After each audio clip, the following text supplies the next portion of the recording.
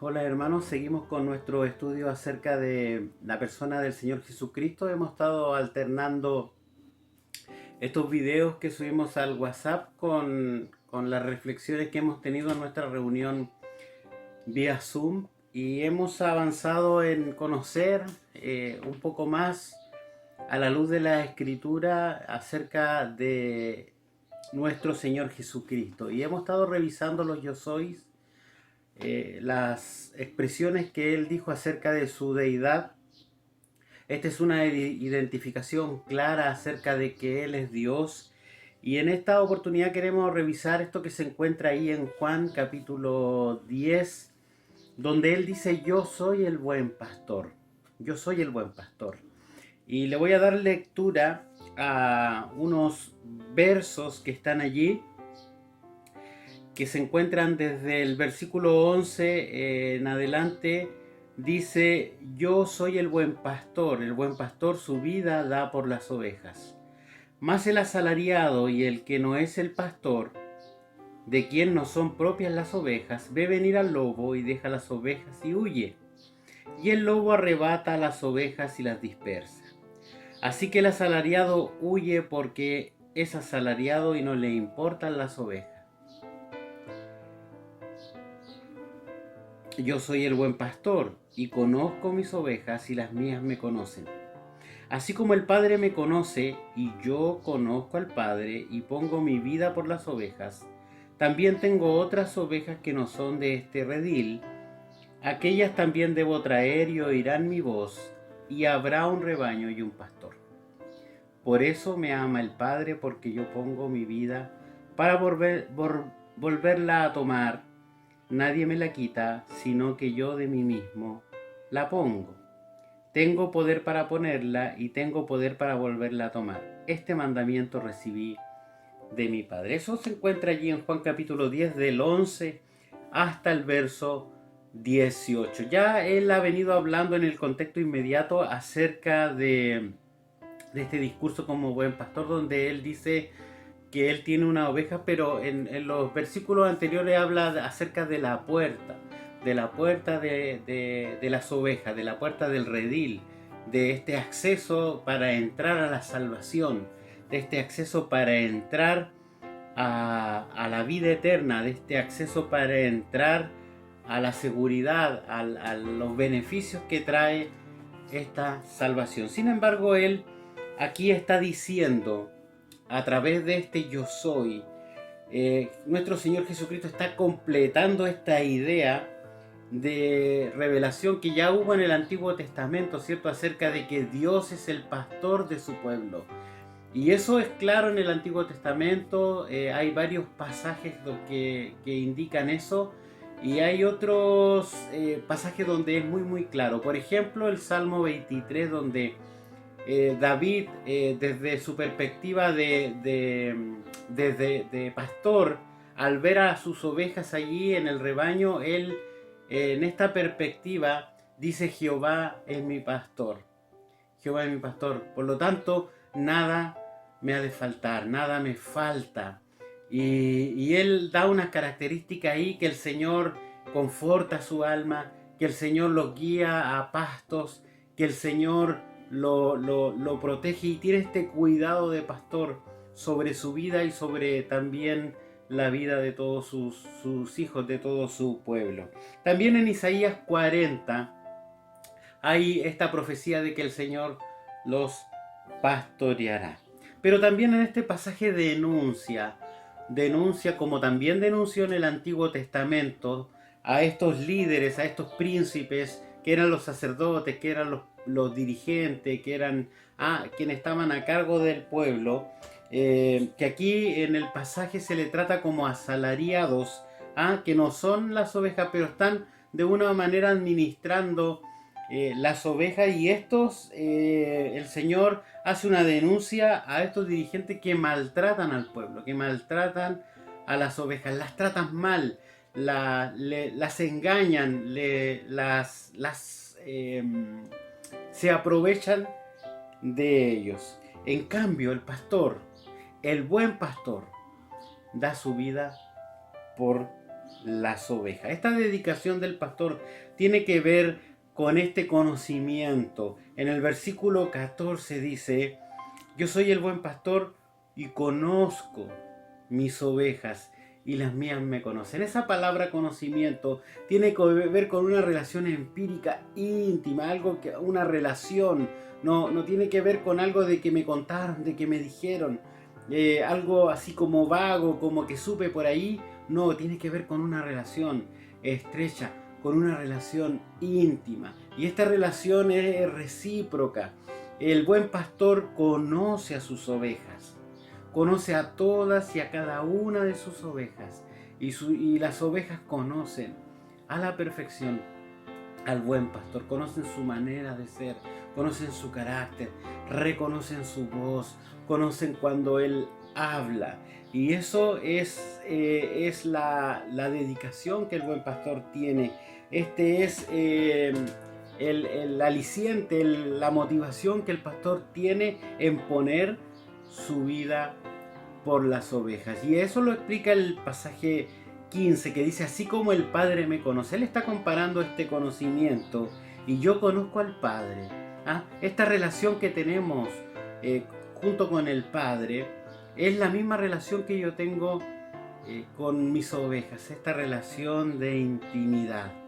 Y saben, esta relación de intimidad es la motivación que tiene Cristo de poner su vida por sus ovejas. Si nosotros miramos el pasaje de Juan capítulo 3, verso 14, donde nuestro Señor Jesucristo le está explicando a Nicodemo, un dirigente de la nación, un fariseo, le está explicando acerca del nuevo nacimiento y le dice: y como Moisés levantó la serpiente en el desierto, así es necesario que el Hijo del Hombre sea levantado. Él le da una señal que ocurrió en el Antiguo Testamento, que Moisés levantó una serpiente en un asta de bronce porque el pueblo estaba siendo atacado por estas serpientes venenosas, y cualquiera que mirara a esta serpiente sanaba, se libraba de esta muerte. Era un acto de fe mirar la serpiente de bronce, porque no era un antídoto que se podía poner en el cuerpo, sino que era una expresión de fe, de mirar con fe a esta serpiente que ha sido levantada. Así, de esa misma manera, de esa misma forma, es necesario que el Hijo del Hombre sea levantado. ¿Con qué propósito? Sigue explicando el verso 15. Para que todo aquel que en él cree, que ha mirado, que ha visto, que ha recibido, no se pierda, no muera eternamente, sino que tenga vida eterna. Y aquí viene esta conexión padre-hijo. Porque de tal manera amó Dios al mundo.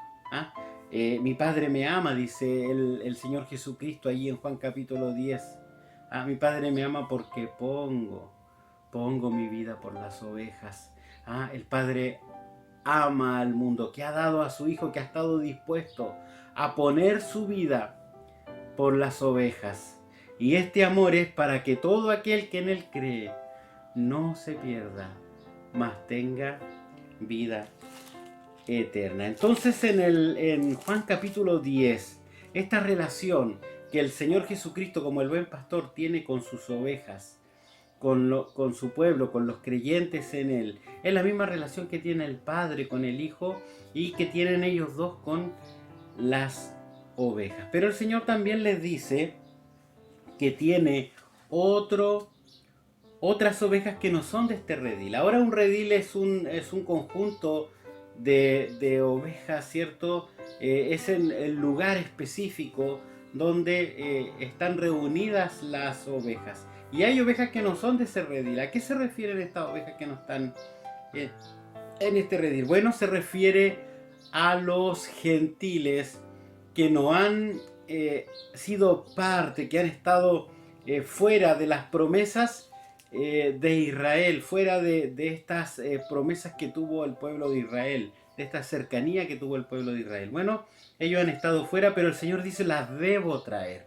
¿Y cómo las va a traer? Van a oír mi voz. O sea, va a haber una expresión de un llamado hacia esas ovejas, y habrá un rebaño, habrá un conjunto de personas, y habrá un pastor. Habrá un pastor. En Efesios capítulo 4, versos 4 y 5, dice que hay un Señor, el pastor, y que hay un cuerpo, la iglesia, una fe, un bautismo. Y resulta que no hay más, hay solo un rebaño. Por eso me ama el Padre, sigue diciendo. Por eso me ama el Padre, porque pongo mi vida para volverla a tomar. Aquí hay una señal de la soberanía de Dios. Todo esto de la muerte de Cristo no es el plan B, no es porque el pueblo rechazó a Jesús y entonces el Señor improvisó una salida, no, era el plan original. El plan original era que el Cordero de Dios que quita el pecado del mundo tenía que morir en esa cruz. Y este Cordero es el buen pastor que pone su vida por las ovejas. Y Él tiene el poder. Nadie le puede quitar la vida, sino que Él la entrega. Él la entrega. Recordemos que ahí en la cruz, Él exclamó, Padre, en tus manos encomiendo mi espíritu. Y ahí exhaló. Entonces, hermanos, el Señor Jesucristo tiene el poder de poner su vida y de volverla a tomar.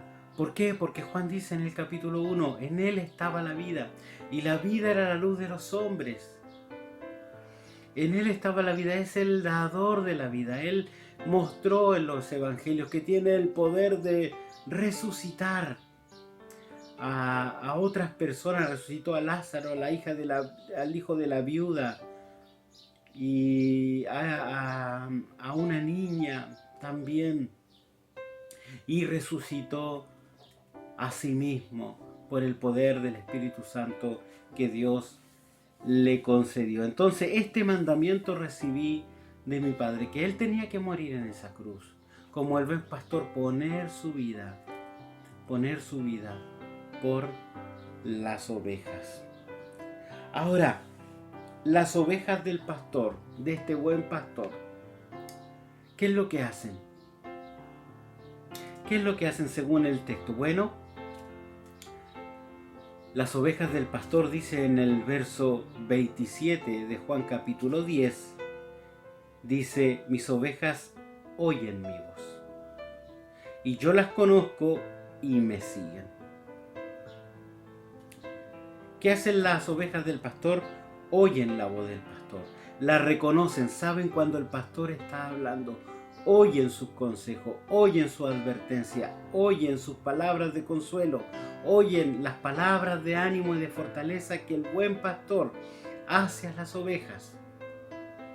Y el Señor vuelve a repetir, este buen pastor, y les dice, yo las conozco, yo las conozco. Yo sé lo que está pasando cada una de las ovejas.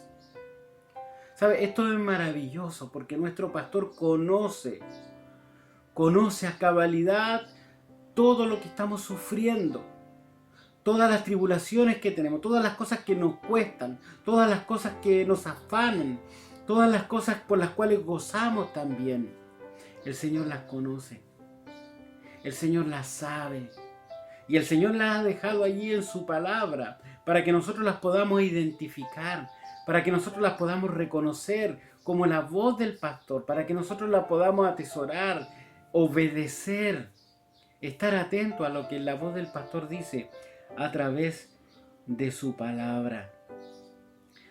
Cuando nosotros escuchamos la voz del pastor y reconocemos que el pastor nos conoce y que nos da el consejo siempre oportuno, ¿qué debemos hacer según el texto? Seguirle. Seguir atrás del pastor. Donde él va, nosotros vamos por el camino que va el pastor, nosotros vamos por el camino. Aunque parezca que el pastor nos está llevando por un camino que es difícil, que es encumbrado. Bueno, hay seguridad, porque el pastor, el buen pastor, nuestro Señor Jesucristo, nos está guiando.